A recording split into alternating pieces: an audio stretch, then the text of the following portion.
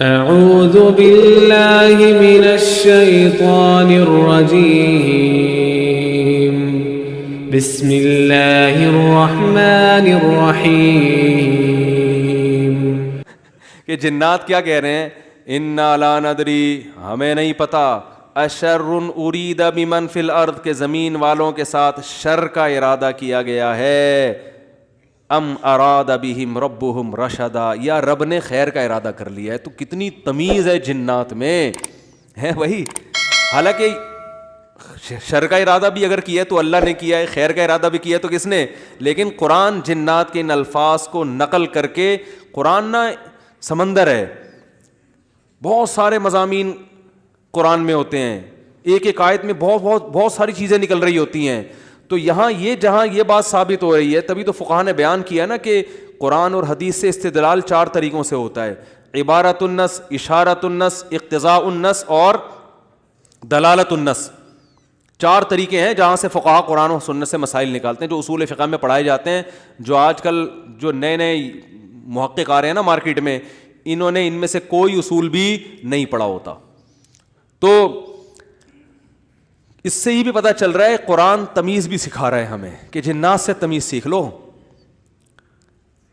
ہمیشہ شر کی نسبت اپنی طرف کرو. صحیح ہے نا؟ میری وجہ سے ایسا ہوا، یہ ساری خرابی کس کی وجہ سے ہوئی ہے؟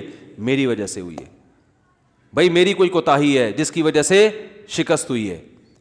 جیسے غزوہ احد میں شکست ہوئی تو صحابہ نے تو اپنے آپ کو جھونک دیا تھا، شکست ہو گئی تو قرآن نے کیا کہا؟ تمہاری وجہ سے ہوئی ہے. ٹھیک ہے نا؟ تم نے پیغمبر کی اس معاملے میں اطاعت نہیں کی. صحابہ نے یہ نہیں کہا واہ ہم مدینہ چھوڑ کر آ گئے پیغمبر کے لیے. ہے بھائی اتنے ساری ہم نے قربانیاں دے دیں اور اسباب کی دنیا میں کامیابی کی امید نہیں تھی، پھر بھی ہم نے اپنے آپ کو میدان جنگ میں لے جا کے جھونک دیا. اب ایک گھاٹی پہ اگر 50 آدمیوں کے میں سے چند لوگوں نے اگر امیر کی اطاعت نہیں کی تو اس کی ہم سب کو اتنی بڑی سزا مل رہی ہے. دوسرے کوتاہی تو انہوں نے کی ہے اور قرآن کہہ رہے کہ تم نے کی ہے. سب کی طرف نسبت کیوں کی جا رہی ہے؟ صحابہ نے ایسا کوئی لفظ زبان سے نہیں نکالا، کچھ بھی نہیں نکالا صحابہ نے.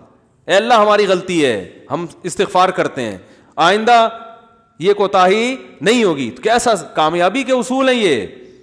تو بھائی دیکھو دنیا میں آپ کو اللہ کی مان کے چلنا ہے، آخرت میں پھر اللہ آپ کی مان کے چلے گا. سمجھ رہے ہو نا؟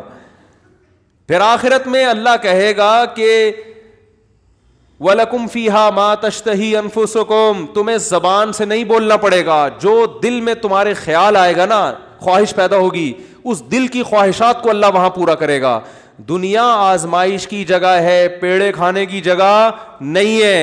یہاں آزمائشیں ہیں، اور اگر کوئی آزمائش نہیں ہے تو یہ خود ایک آزمائش ہے.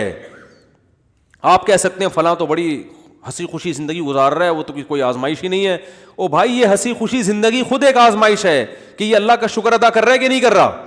اسے نہ کوئی بیماری ہے، اس کا گھر بھی ہے، اس کے بیوی بچے بھی ہیں، اس کو سکون بھی ہے، گھر میں آتا ہے بیگم تمیز سے بات کرتی ہے، اور جناب گھر سے باہر نکلتا ہے تو بیگم پوچھتی نہیں ہے واپسی پہ کہ انڈے کیوں نہیں لے کر آئے.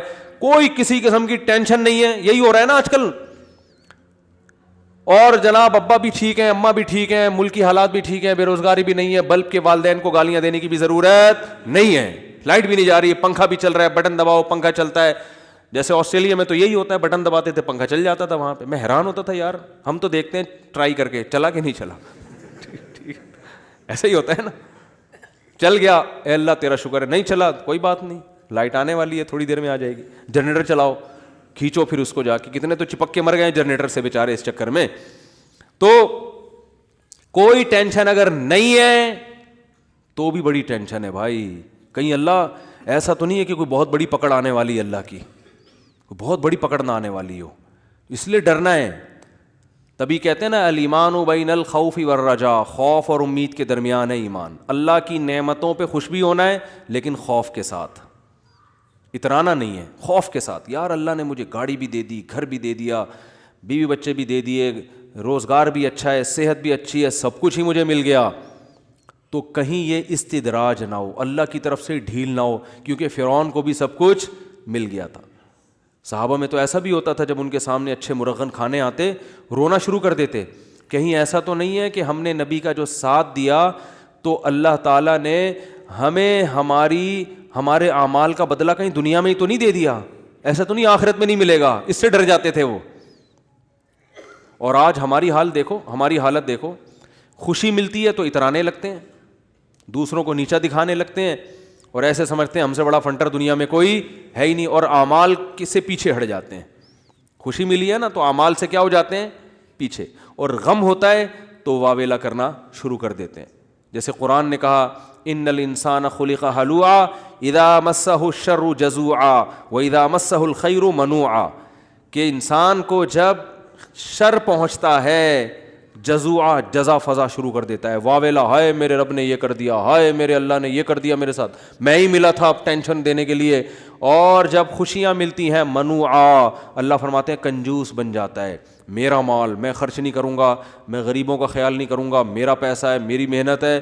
تو کہیں الا المصلین, فرمایا کچھ لوگ ہیں جو معتدل ہوتے ہیں کہ جب غم پہنچتا ہے تو صبر کرتے ہیں, خوشی پہنچتی ہے تو اللہ کی اطاعت میں اور زیادہ بڑھ جاتے ہیں. اور وہ کون لوگ ہیں؟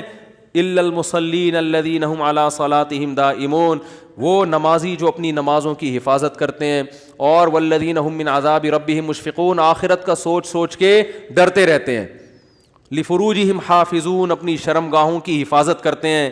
الا علی ازواجہم او ما ملکت ایمانہم, سوائے اپنی بیویوں کے کسی اور کے پاس نہیں جاتے.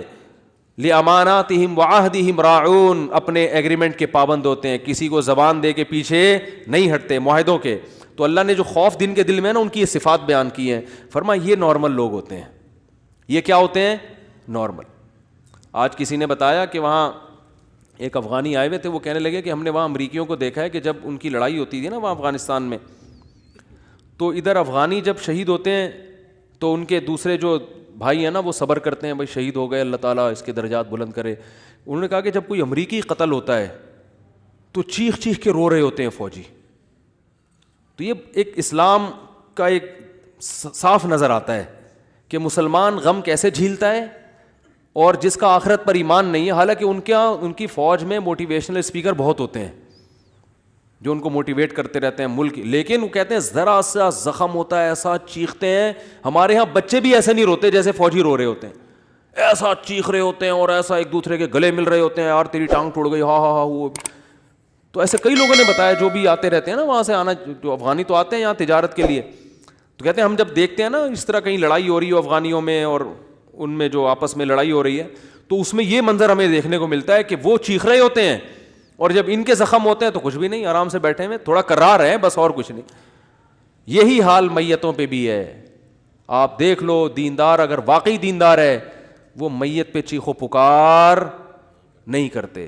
لك الحمد عادت إلينا الحياة وعادت إليك جموع الصلاة وبيتك عاد له التائقون وآمين صاح بها المسلمون بشوق يهز الوجود صدى وعاد الأذان بحس جديد وكم كان يشدو بصوت وحيد ويذرف خمسا شعور الغياب